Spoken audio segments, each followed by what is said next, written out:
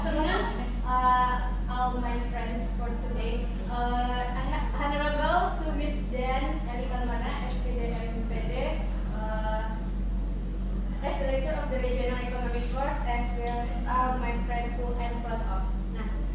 Today we will from Group B presentation the project about analysis of urban development in the context of the region.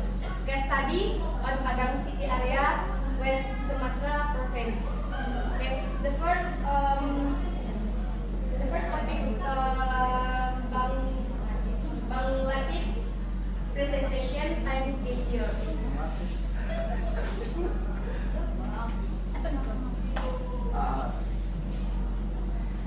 Terima kasih kepada moderator. Hari ini kami dari kelompok 3 akan menyampaikan analisis kami yang berhubungan terhadap pengembangan wilayah studi kasus pada wilayah Padang Raya, Sumatera Barat. Alasan kami mengambil Kota Padang sebagai objek penelitian adalah satu, Padang mudah dikenali dan mudah diketahui. Kedua, kebijakan dan permasalahan di Kota Padang itu sudah bisa dirasakan. Nah, pertama, pengembangan wilayah merupakan strategi terpadu yang ditujukan untuk meningkatkan kesejahteraan, kualitas hidup yang dilakukan dengan berbagai kegiatan untuk meningkatkan ekonomi, pertumbuhan ekonomi, sosial, dan lingkungan secara berkelanjutan.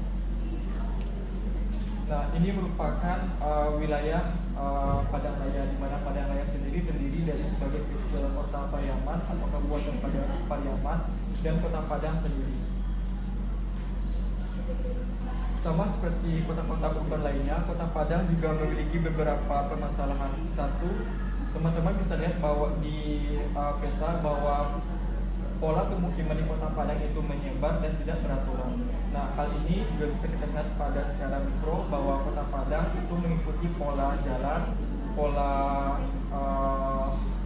sungai, dan pola pantai. Nah, ini merupakan pemukiman di Kota Padang yang mengikuti pola pantai. Kedua, aktivitas di ekonomi di Kota Padang itu dibagi menjadi dua kelas. Satu, kelas ekonomi menengah ke atas, di mana kelas ini dihuni oleh masyarakat berpendapatan tinggi ke atas, yang kebanyakan mereka tinggal di wilayah Padang Utara dan Padang Selatan. Kemudian, aktivitas ekonomi pada masyarakat berpenghasilan menengah ke bawah itu mereka tergolong pada masyarakat rendah yang berorientasi kepada UMKM. Nah, umumnya masyarakat Kota Padang itu berdagang dan melakukan aktivitas ekonominya sebagai penjual atau pedagang eceran. Untuk pemukiman di Kota Padang sendiri, Kota Padang umumnya memiliki dua corak pemukiman yang berbeda. Satu, pemukiman di perkotaan, di mana pemukiman di perkotaan itu dihuni oleh masyarakat berpenghasilan tinggi. Mereka cenderung mempunyai perumahan elit dan perumahan permanen. Kemudian pada masyarakat berpenghasilan rendah, pola pemukiman seperti Islam atau pemukiman daerah kumuh itu dihuni oleh masyarakat berpenghasilan rendah yang bekerja sebagai nelayan, pemulung, dan mereka yang tinggal di wilayah pesisir.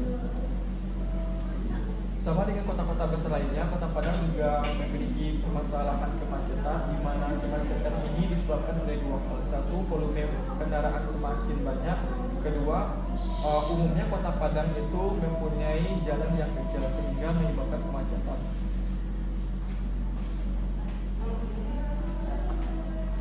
Dari permasalahan yang telah saya sampaikan, bahwa kita bisa lihat bahwa Kota Padang sebagai kota urban memiliki beberapa permasalahan. Satu, urbanisasi yang tidak terkontrol. Kedua, adanya distribusi dan inequality. Ketiga, adanya kemacetan. Empat, ketergantungan antara kota. Keempat, kelima, itu kurangi integrasi antara kota pusat dan kota pelosok. Nah, tujuan penelitian kami adalah satu, untuk menganalisis pengembangan wilayah Kota Padang dari berbagai aspek ekonomi, sosial, administratif, dan budaya. Kedua, kami mencoba mengidentifikasi faktor-faktor yang mempengaruhi pertumbuhan di Kota Padang dan tantangannya. Ketiga, kami mencoba menilai pengaruh yang ditimbulkan dari pengembangan Kota Padang dari sudut lingkungan, infrastruktur, dan kesediaan publik. Keempat, kami mencoba menjelaskan strategi atau peran yang dipunyai oleh Kota Padang sebagai pusat pertumbuhan. Terakhir, kami ingin membuat sebuah rekomendasi kebijakan untuk pengembangan dan keberlanjutan di Kota Padang. Demikian saya berikan kepada Saudara. Thank you, Bang Andrew, for the presentation this material. Next presentation is Aulia Fauzan. To Aulia Fauzan, time is yours.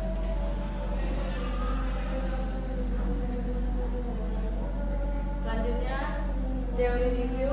Number 1, definition of city and urbanization. A city is a place where the contraction of population in desert of functional activity relate to the activities or activities of the population. Urban area are area that have non-agricultural main activities with an agreement of regional function as a place for urban settlements, consumption and distribution of government service, social service and economic service. Jadi kota atau city merupakan suatu tempat di mana konsentrasi penduduk lebih padat dari wilayah sekitarnya. Karena terjadi pemusatan kegiatan fungsional yang berkaitan dengan kegiatan atau aktivitas penduduknya. Sedangkan definisi kota permukiman yang berpenduduk relatif besar, luas area yang terbatas dan pada umumnya bersifat non-agraris, pada penduduk relatif tinggi dan tempat sekelompok orang-orang dalam jumlah tertentu dan bertempat tinggal dalam satu wilayah geografis tertentu. Next.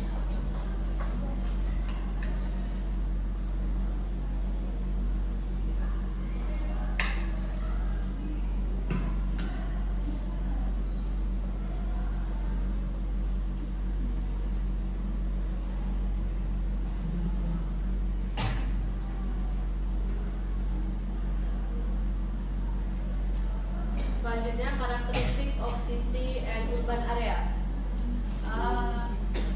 City karakteristik, yaitu yang pertama city in term of physical aspect, city in term of social aspect, nomor 3 city in term of space, number 4 city in term of economic aspect.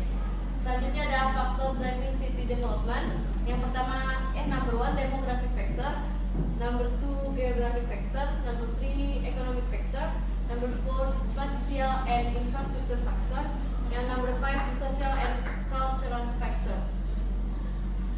The difference between administration city, metropolitan area, and small city and town in Indonesia explain that there are several urban classification, namely yang pertama ada small urban area, yang dimana urban area itu ada populasinya dari 10.000 sampai 100.000 penduduk orang. Yang kedua ada medium urban area, yaitu populasi dari orangnya dari 100.000 sampai 500 orang.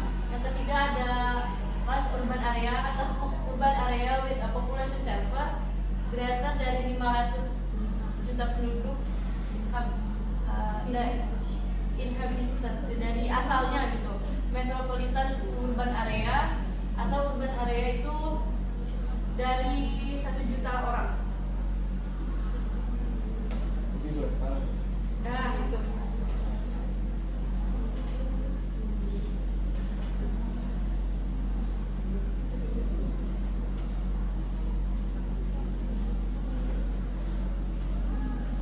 Number 2, theories of city development. Central place theory atau Christaller. The central place theory proposed by Walter Christaller 1933 explain how to location and distribution of service center in area for systematically to serve the needs of disparate population. Point B, grow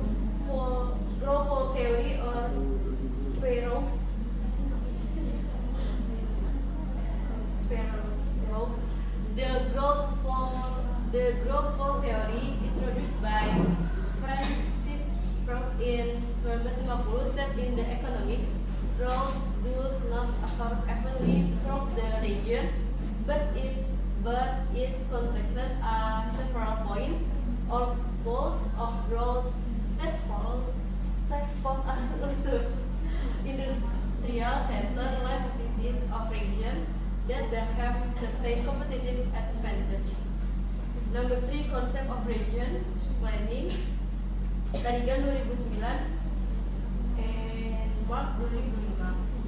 The concept of regional planning according to Tarigan 2009 refer to a systematic of effort in managing and directing the use of regional space to achieve sustainable development goals.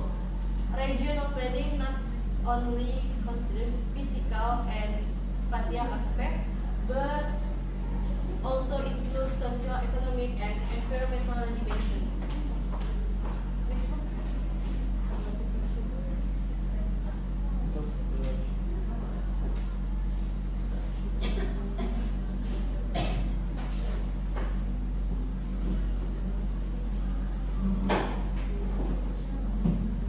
Next, research methodology. Type of research. This research description qualitative research with a specific approach and case study of an area. Descriptive qualitative research in the research method that aims to describe systematically, factually, and in depth the actual conditions that occur in Padang City as regional growth center.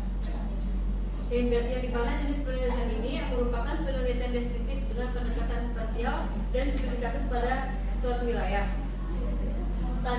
Point B, location and objective of the research. The research location is the city Padang, West Sumatra provides. The research objective include number 1, spatial development of Padang City or settlement, industry, service. Number 2, the function and role of Padang City as a regional growth center.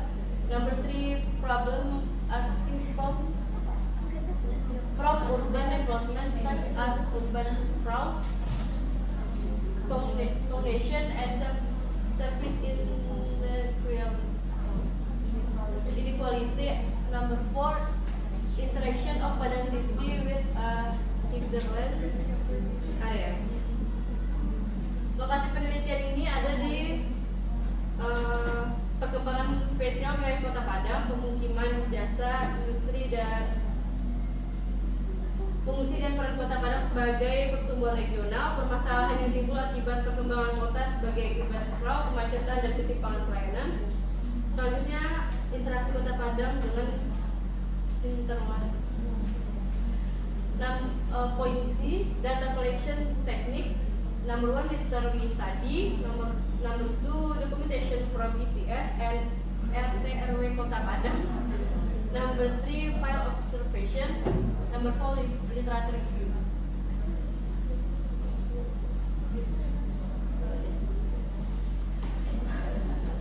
Result and discussion. Point A, overview of Padang City as a regional growth center.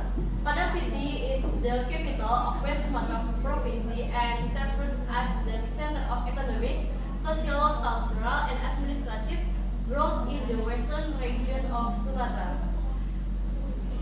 The section of strike infrastructure such as Tulumbai Port, Minangkabau International Airport, as well as trade and higher education center make the city major node in the provinsi system. Yang dimana pada peta Kota Padang ini berdasarkan BPS jumlah penduduk Kota Padang mencapai 134.850 jiwa dengan komposisi 63,2% yang berada pada usia produktif, mencerminkan daya sosial dan ekonomi yang tinggi. Dan dari sisi ekonomi, struktur PDRB Kota Padang didominasi oleh sektor perdagangan besar dan eceran 25%. Seperti yang ada pada tabel di sini, ini adalah tabel PDRB atau GDP yaitu pada sektor perdagangan besar dan eceran kurang lebih 25%, yaitu di pasar raya, pusat grosir dan retail modern, jasa pendidikan dan pemerintah kurang lebih 20% kontribusinya, dan banyak kampus besar yang berada di Kota Padang dan kantor pemerintahannya. Industri pengolahan itu berkontribusi sebanyak 15%, terpusat pada Lubuk Kilangan atau Semen Padang. Transportasi dan perdagangan berkontribusi kurang lebih 10%, didukung dengan adanya pelabuhan Teluk Bayur dan jalanan nasional. Selanjutnya ada akomodasi dan makanan minuman kurang lebih 8%. 8% didukung oleh sektor pariwisata dan kuliner khas Minang, karena di Sumatera Barat ini banyak sekali budaya dan tempat wisatanya. Selanjutnya ada pertanian dan perikanan kurang lebih 5-7%, yaitu masih aktif di wilayah timur dan pesisir selatan atau mungkin di sepanjang pesisir di Pulau Sumatera Barat. Selanjutnya dikembalikan ke moderator. Thank you for all your proposal, presentation of the analysis about Padang City. Next discussion, next result of discussion, I will presentation. Yang pertama itu analisis fungsi. Nah, analisis fungsi Kota Padang dalam konteks wilayah. Nah, sebagaimana yang kita ketahui di PPT di depan ini ada fungsi ekonomi, social and education function, administrative and governmental function, cultural and tourism function. Di mana pada fungsi ekonomi, Kota Padang menempati adanya fungsi industri, logistik, dan distribusi. Kalau fungsi industri itu dapat kita lihat sendiri di daerah sekitar Lubuk Kilangan, daerah Purajikot, Bypass itu terdapat banyak ada PT Karet, ada PT Semen Padang yang menjadi pusat industri di Kota Padang. Selanjutnya ada itu pusat distribusi, di mana pusat distribusi ini menjadi sektor dalam penyaluran barang antar pulau di Teluk Bayur, dan kita lihat contohnya. Yang terakhir ada itu pada perdagangan, di mana kita dapat melihat di pasar raya yang merupakan pusat Kota Padang dalam kegiatan distribusi untuk penyaluran barang dan jasa. Selanjutnya,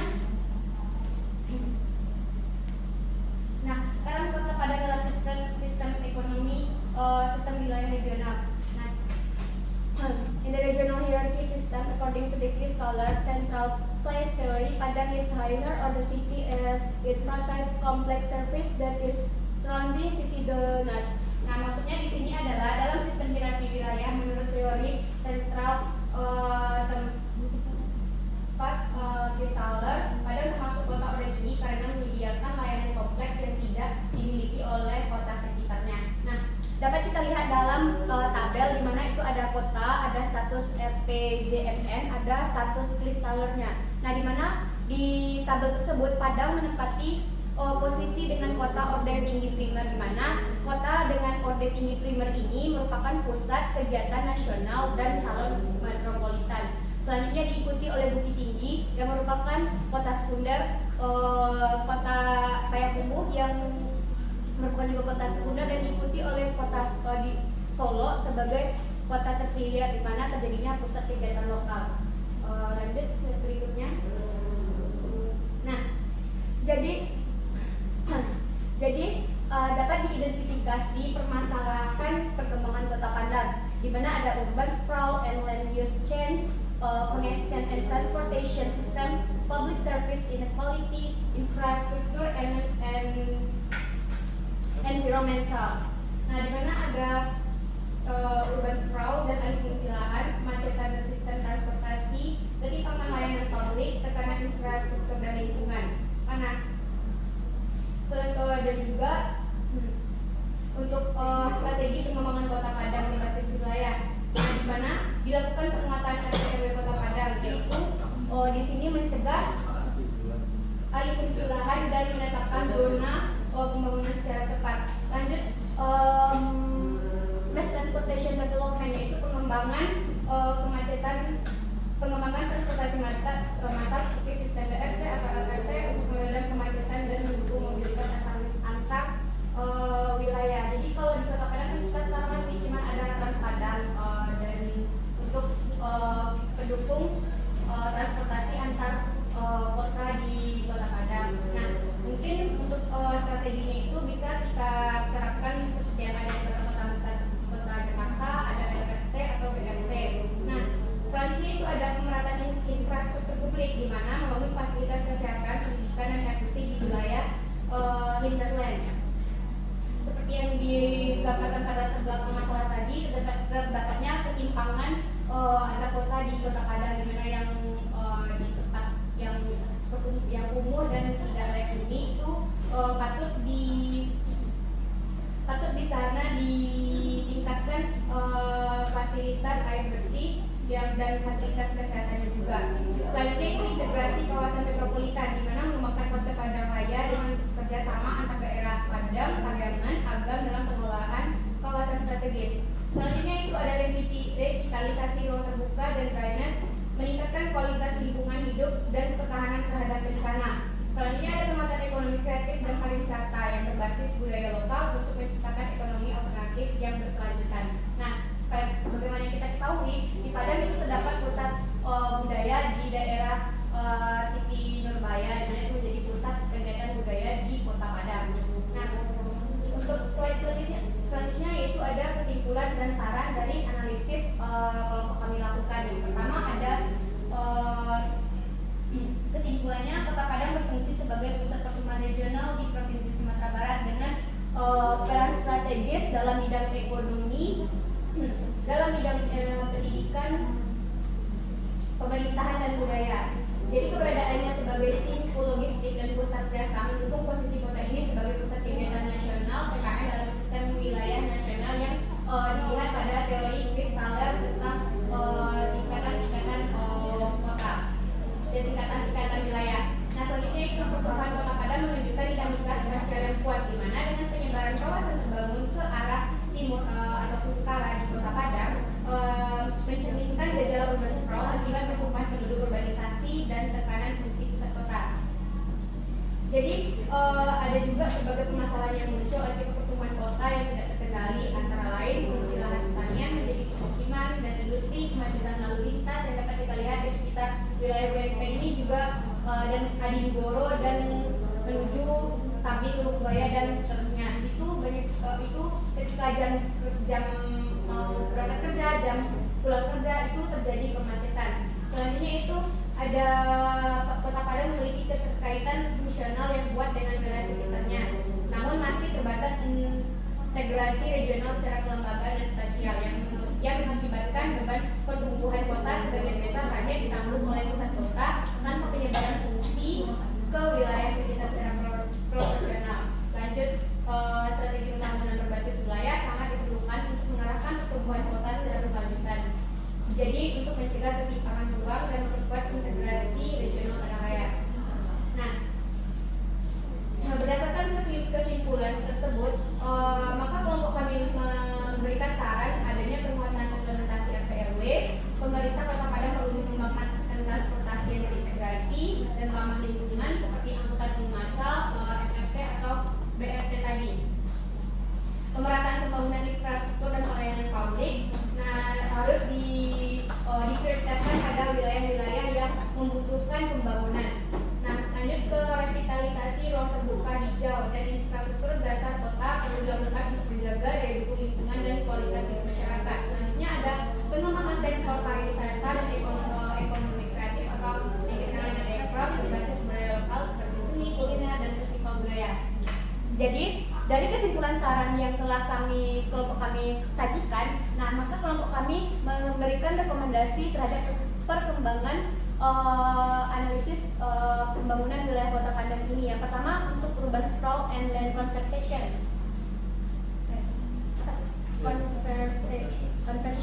Nah, di mana urban sprawl dan alih fungsi lahan. Jadi adanya penetapan zona perlindungan lahan pertanian melalui green belt and intensifikasi penguatan lahan kota. dikenal dengan pembangunan vertikal. Selanjutnya ada kemacetan dan sistem transportasi buruk. Jadi pengembangan sistem transportasi buruk melalui BRT atau RRT, perbaikan jaringan jalan sekunder dan pengaturan waktu operasional kendaraan. Misalkan dalam kota-kota besar ada tuh tentang untuk polisi mencegah kemacetan itu dengan memperlakukan sistem ganjil genap atau jalur searah. Nah, selanjutnya itu ketimpangan pelayanan publik, di mana adanya pemberantasan pembangunan infrastruktur dasar wilayah pinggiran melalui program pembangunan berbasis kemacetan. Dan keempat ada tekanan lingkungan dan banjir, di mana direkomendasikan revitalisasi sistem drainase kota, pembangunan ruang terbuka hijau, dan kelestarian daerah resapan air. Dan yang terakhir adanya kelompok kami merekomendasikan integrasi kawasan metropolitan. Nah, dalam integrasi kawasan metropolitan ini adanya pembentukan kelembagaan kerja kerjasama antar wilayah, Kota Padang, Pariaman, Anggap sebagai contohnya, serta perencanaan spasial bersama melalui RTR Kawasan Strategis Nasional KSN Padang Raya. Baiklah, demikianlah hasil diskusi dari hasil analisis dari kelompok IBA terhadap analisis Kota Padang dalam konteks wilayah. Nah, untuk dari teman-teman semua diharapkan berpartisipasi dalam memberikan kritik dan saran serta pertanyaannya yang akan kami buka untuk teman-teman. Jika ada yang ingin bertanya, silakan diangkat tangannya.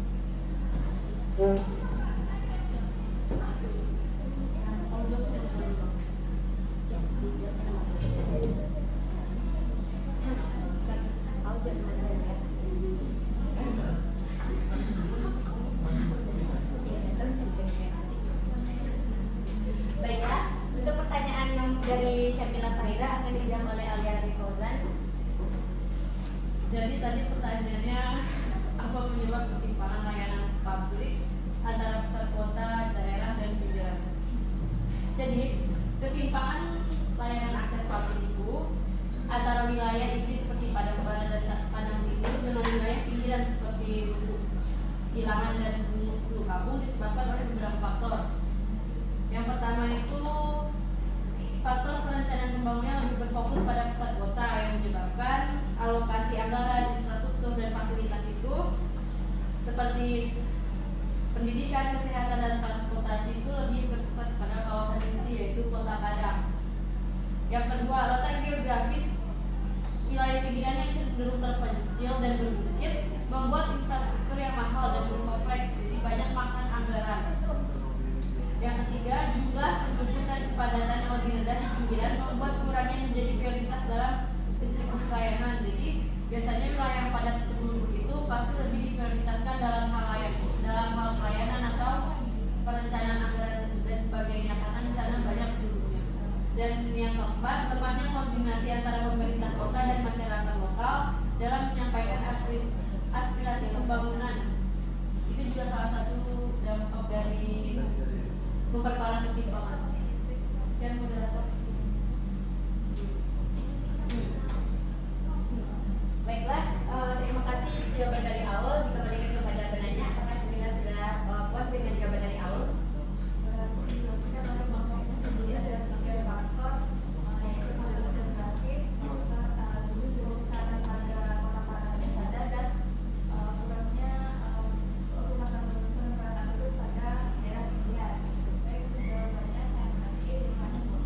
Baik, terima kasih Syamila.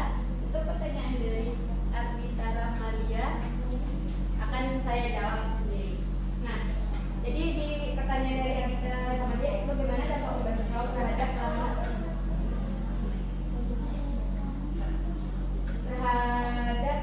bagaimana urban sprawl di Kota Padang mempengaruhi ketahanan lahan pertanian dan ekosistem wilayah pinggiran seperti Kuranci dan PAUD. Nah, jadi pertanyaan dari Arbita itu yaitu urban sprawl di Kota Padang, terutama yang mengarah ke Kuranci dan PAUD, memiliki dampak signifikan terhadap ketahanan lahan pertanian dan ekosistem wilayah pinggiran, di mana lahan pertanian berpotensi dialih fungsikan menjadi pemukiman dan perubahan ekosistem akibat pembangunan infrastruktur serta aktivitas manusia dapat mengancam keberagaman hayati. Nah, dampak lainnya terhadap perubahan fungsi lahan ini menyebabkan perubahan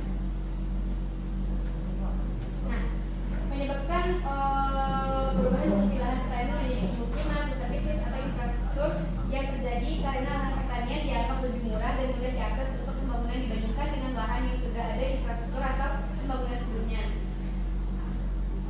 Adanya tekanan terhadap lahan, di mana pertumbuhan populasi dan urbanisasi yang cepat juga memberikan tekanan terhadap lahan pertanian yang ada. Ini menyebabkan lahan yang ada harus digunakan lebih intensif, yang dapat mengancam kesuburan tanah dan keberlanjutan pertanian jangka panjang.